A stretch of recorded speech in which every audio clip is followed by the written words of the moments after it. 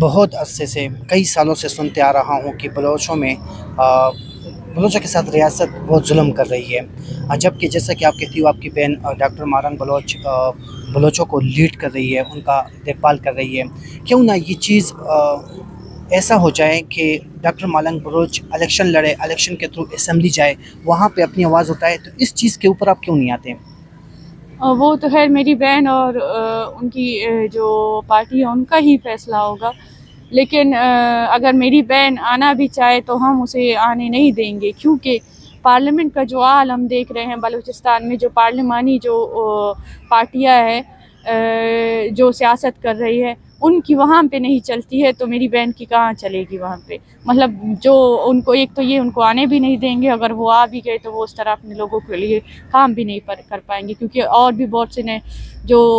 nationalist party ہیں جو parliament میں ہیں جو کام کر رہے ہیں، ان میں آپ سردار اختر کا مثال لے سکتے ہیں کہ ان کی پارٹی کو کس طرح کیا گیا،